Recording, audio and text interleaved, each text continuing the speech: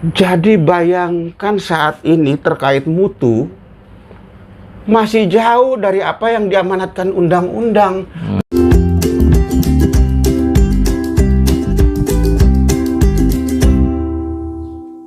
Semoga Tuhan Yang Maha Esa memberkahi kita semuanya.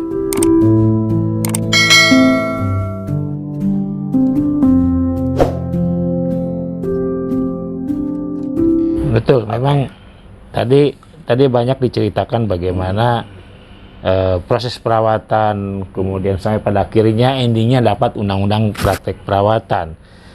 Kemudian saya sedikit mengulas tadi, Bang. Ya, sebetulnya ini boleh dikatakan Bang John ada sedikit ingin rekonsiliasi sebetulnya kalau saya lihat.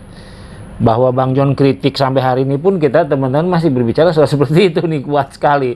Nah, artinya memang sosok beliau ini sampai hari ini tidak berubah. Konsistensi itu penting bagi perawat, ya.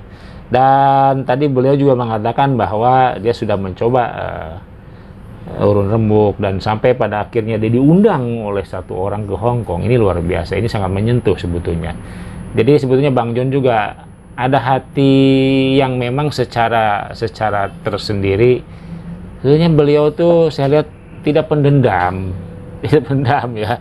Begitu menggebu-gebu dia menceritakan bagaimana seorang Bang John menceritakan kronologis tentang proses undang-undang perawatan. Nah, kalau boleh saya tanya lagi, Bang John lebih sensitif nih. Hari ini kaitannya dengan Ketum nih bagaimana sampai hari ini hubungannya sejak Bang John keluar dari LP ya?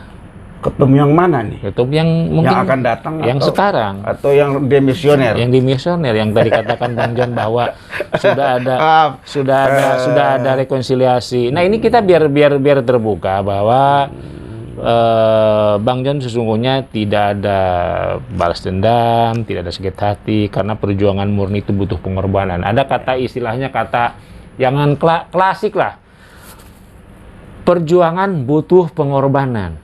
Itu yang sebetulnya yang harus kita terapkan pada Bang, meskipun dengan konteks pengorbanannya dibayar dengan mahal, ya kan? Seperti itu. Nah, ini saya ingin kembali lagi bagaimana hubungan sekarang dengan Pak Hari Padilla ini. Ya, secara konteksnya apakah memang ya itu sudah berlalu, kita lupakan? Oke. Pak Hari Padilla ini saya mengenal waktu Bu Yani periode kedua. Jadi waktu periode pertama saya nggak ketemu. Dan dia saya tahunya salah satu anggota pengurus PPNI Rumah Sakit Islam Cempaka Putih, salah satu anggota pengurus.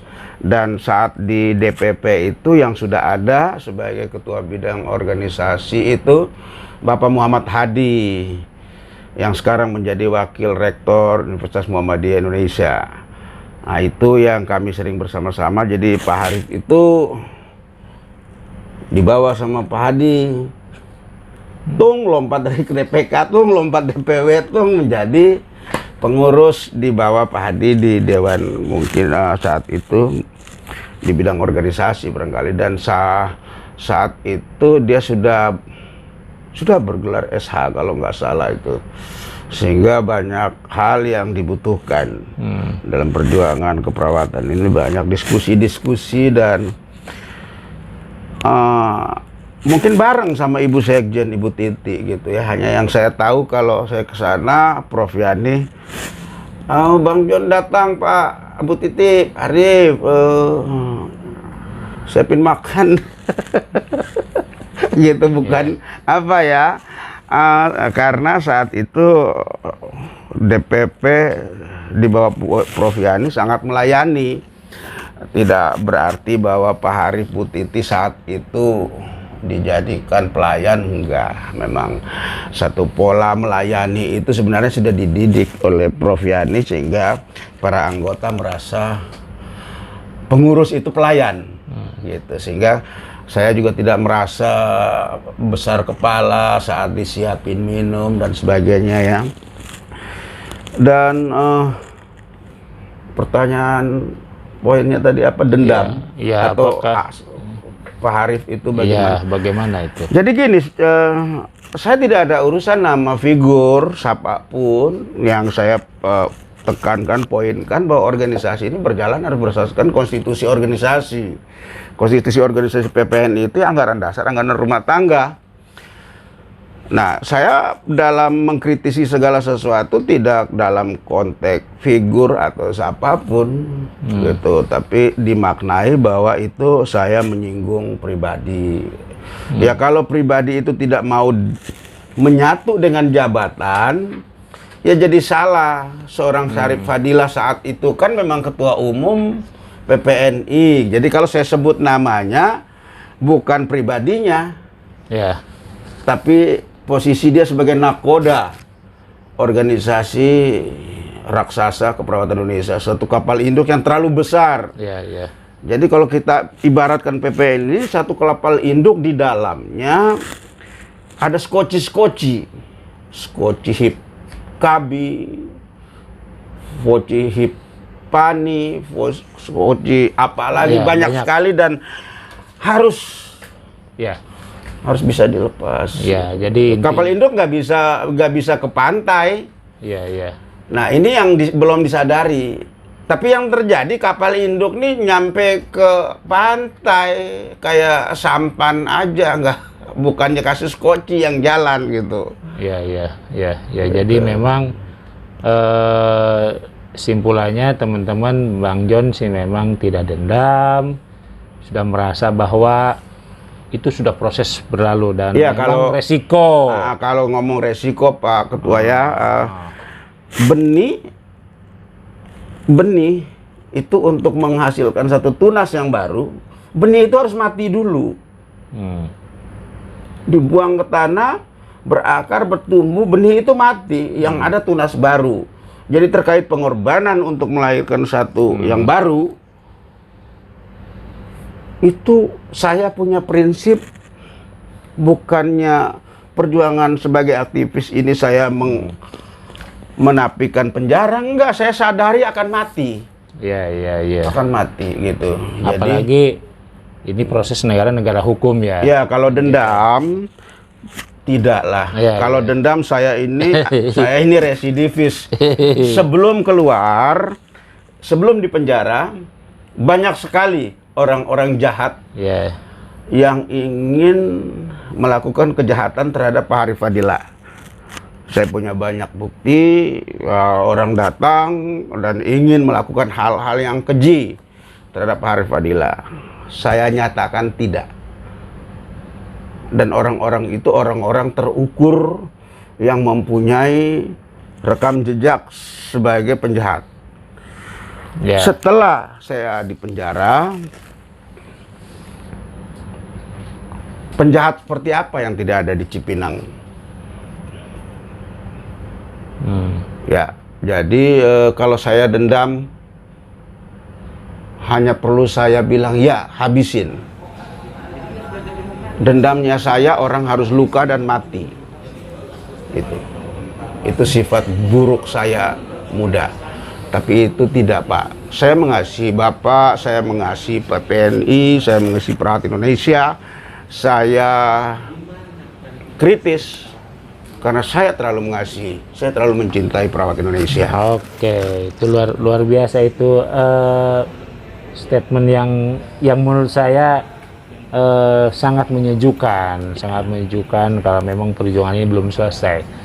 Nah, tadi kita sudah banyak bertanya tentang motivasi, resiko, kemudian sejarah, harapan, yang lain-lain sejak peristiwa Bang John, bagaimana Bang John dipolisikan, Bang John bagaimana diadili, bagaimana Bang John dibela oleh macam-macam, dan akhirnya ada satu testimoni yang luar biasa dan yang mengharu. Nah, sekarang sebelum kita akhiri, kita sudah nggak kerasa sudah hampir 1 jam ini kita cerita. Wow. Ya, Makasih. luar biasa. Ini tentu sekarang ini mau ada hajat besar nih, Munas PPNI 10. Nah, apakah tentu kita nggak bicara lagi soal kenapa bisa Munas segala macam, karena kan tadi Bang John sudah bagaimana cerita koridor ADRT ini harus ditegakkan. Nah, jadi saya pingin mendengar juga dari sosok Bang Yon yang memang sangat kontroversi, fenomenal, yang sangat macam-macam lah. Apa sih sebetulnya harapan di Munas? Kita belum bicara lagi harapan tentang PPNI. Harapan Munas 10 ini yang di Bali. Harapan saya sama seperti harapan forum perawat profesi, ya, forum peduli perawat profesi perawat nasional Indonesia, ya, forum peduli perawat profesi perawat nasional Indonesia, sama. Jadi itu poin. Kenapa forum ini dinamakan forum peduli profesi? Ini yang harus dibawahi. Jadi 3 kata awal ini, forum peduli profesi, baru perawat nasional Indonesia, gitu kan? Itulah poinnya. Itulah titik kilas balik kita untuk mengangkat harga diri profesi perawat. Nah, PPNI diberi nama Persatuan Perawat Nasional pada tahun 1974. Kebutuhan saat itu yaitu untuk menyatukan, ya, berbagai kelompok perawat, dari perawat jadul sampai perawat vokasional. Saat itu sangat jarang D3, tidak ada bahkan saat itu. Ini memang perlu namanya Persatuan Perawat karena jenis-jenis perawat itu sangat banyak. Ya. Nah, tapi setelah ada undang-undang, jenis perawat hanya 2. Vokasional yang saya anggap bahwa ini sisa dari perjuangan 74, dan profesi. Kebutuhan saat ini dan yang akan datang yang kita butuhkan adalah profesi, perawat sebagai profesi, bukan perawat sebagai vokasional. Ini harus menjadi titik poin PPNI. Jadi harapan saya, Munas ini, kalau saya katakan Munas tanda kutip ini, berani ambil langkah monumental, rubah nama PPNI menjadi Ikatan Nurse Indonesia. Apabila ingin perawat eksis dan memiliki performa profesional, nama PPNI yang sudah kita terima kasih perjalanan sejarah menghimpun berbagai kelompok perawat-perawat profesional ini harus berubah menjadi Ikatan Nurse Indonesia. Dan uji kompetensi harus mengacu kepada NCLEX RN supaya kita bisa berbicara lebih banyak di tingkat global.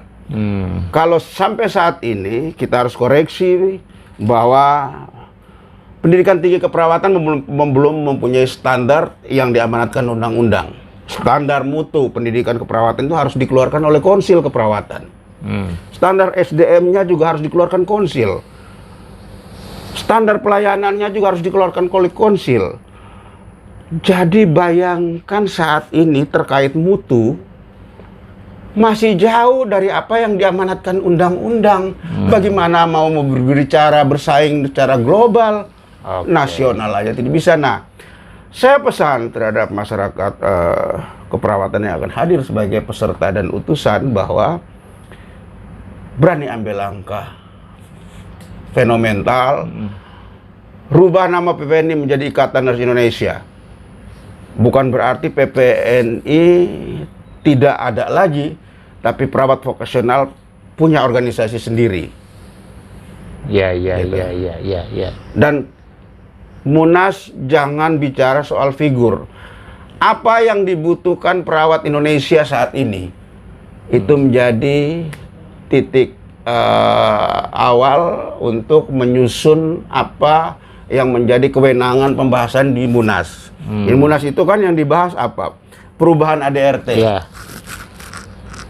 Isu-isu dan program-program yang dibutuhkan keperawatan ke depan, pemilihan ketua dan laporan pertanggungjawaban. Jadi jangan bicara figur. Apa yang dibutuhkan perawat Indonesia ke depan. Itu saja Pak Ketua. Ya, satu lagi nih Bang Yon, satu lagi. Ini ada satu memang pesan moral juga nih nanti nih. Bagaimana pesan bagi pengurus, mungkin tingkat dari DPK, Dari kasus Bang Jon ini, tentu kasus Bang Jon mungkin tahu bagaimana Bang Jon mengkritik begitu pedas, mengkritik begitu tajam. Oke. Apa yang mesti pengurus mungkin dari tingkat DPK, apa yang mesti disampaikan? Mungkin ada satu semacam hati-hatilah, jangan kayak saya misalnya. Kalau ngomong, berbicara, bertutur kata, karena jelas Bang Jon faktanya kenanya itu. Oke. Ya itu. Ya harus rajin-rajin Berdoa. bukan. Rajin-rajin mencontohi apa yang dilakukan Nurse Cafe. Ya. Silaturahmi, banyak ngobrol, ngopi. Ya. Kafe itu kan tempat ngopi, Pak ya. Betul, kita belum ada kopinya nih. Jangan terikat dengan pola-pola yang formal. Sering ngobrol dengan teman-teman perawat secara santai di luar formalitas organisasi. Mendengarkan apa yang mereka alami dalam pelayanan sebagai DPK, sebagai DPD, sebagai DPW, pelayanan apa yang masih kurang dari kami. Pemahaman mereka tentang organisasi dan kepengurusan, hal-hal yang berkaitan dengan tugas Dewan Pengurus ini apa yang belum kami lakukan, hambatannya apa. Dan saya kalau melihat pengalaman di media sosial itu mereka kurang ngopi. Dalam hal ini kurang banyak baca, kurang punya keinginan tahuan. Mungkin akses internet perlu difasilitasi. Karena kalau kita buka, kita ketik apapun di Google terkait berhubungan dengan PPNI, dengan apapun, itu kita ada ketemu. Dan itu harusnya Dewan Pengurus memfasilitasi download, print ulang, mensosialisasikan atau apapun, karena banyak hal yang sudah diberlakukan lama, baru kaget-kaget tahu karena kurang ngopi. Iya. Rajin-rajin kunjungin Nurse Cafe lah. Betul. Ya, jadi memang kami memang membuat Nurse Cafe channel ini. Tentu mungkin sudah banyak juga channel-channel DPD, DPK yang di luar sana, Bang. Tidak, itu channel-channel resmi ya. Channel bisnis itu. Ya sebetulnya minum kopi sambil bisnis. Itu jadi itu yang kita dari awal juga misi visi kita memang channel Nurse Cafe itu memberikan edukasi, pemahaman, informasi ya. Dan memang faktanya kita tidak punya tendensius apa-apa terhadap satu golongan atau terhadap satu kelompok, karena memang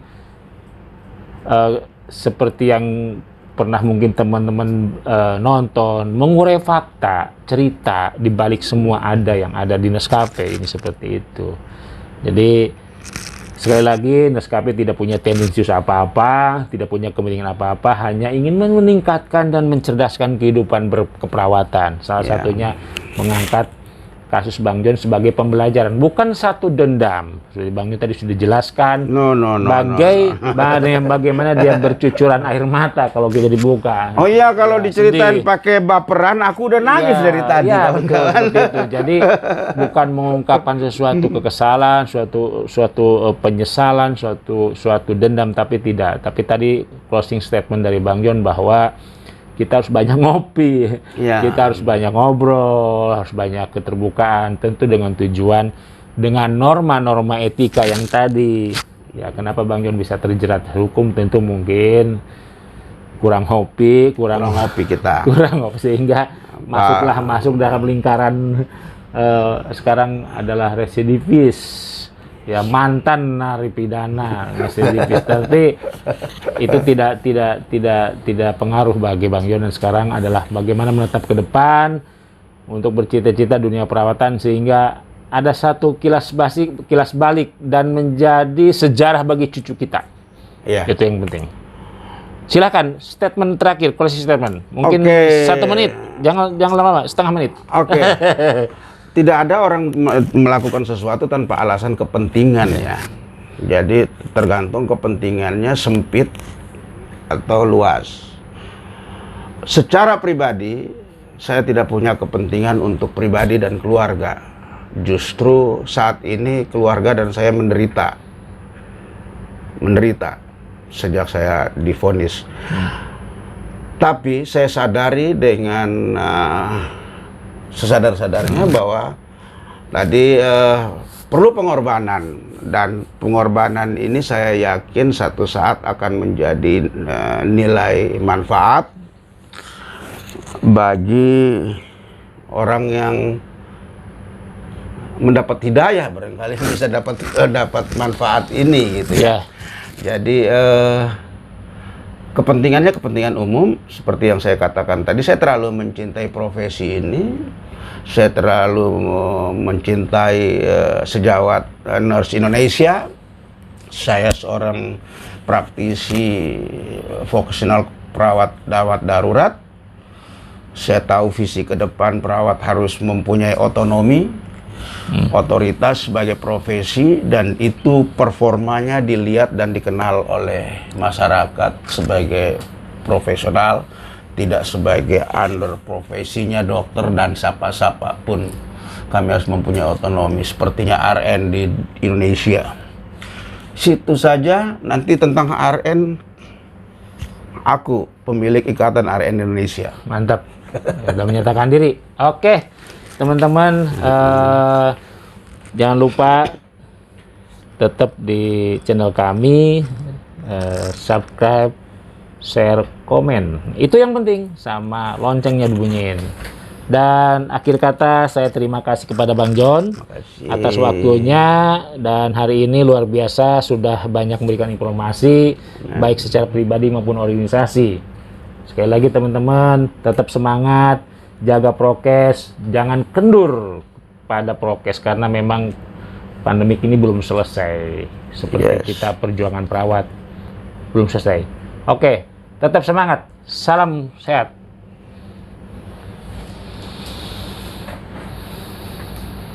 Wah.